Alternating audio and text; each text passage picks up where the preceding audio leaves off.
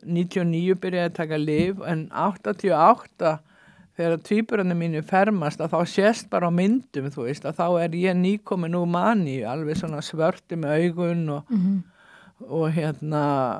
ofsalega mikið máluð og einhvern veginn bara mjög svona ólík sjálfri mér, sko.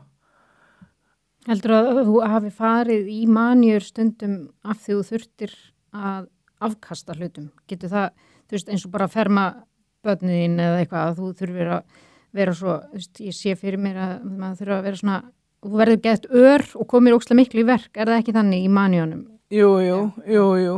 Og ég átti engan pening, ég hringdi í rithöfundasambandi til að biðja að lána mig fyrir tölvu til að gefa þeim, sko, þetta var alveg, ég náttúrulega var ekki að vinna neitt og ekki að skrifa og þannig að þetta var alveg ófremdar ástand, sko. Já.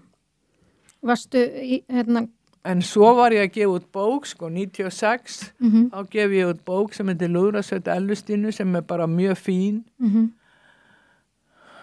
Og 99 þegar ég nýbyrja að taka lyf þá skrifaði ég bók sem heitir Laufey og gerist inn á geðdeild og rosalega fín bók. Já.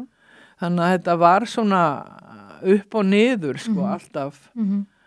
Og ég vissi ekkert hvað tvíburarnir tók þetta nærri sér. Ég hélt bara að ég væri svona skemmtileg mamma alltaf í einhverjum uppátækjum en þetta var, þú veist, ég gat á stundum bara ekki komið með nesti nema að fá það skrifað út í búð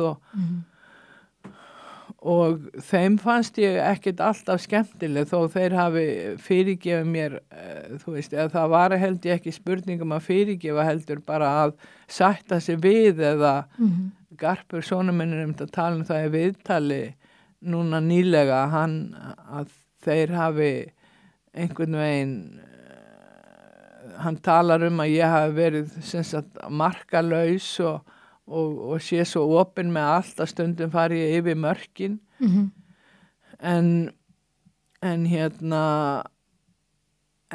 hann gerir mynd sem heitir Mamma mín geðsjúklingurinn og ég vildi nú héti eitthvað annað en hann var að stuða fólk með þessum titli, sko, hann langaði til að stuða og ögra og mér finnst það góðra gjalda verð. Já.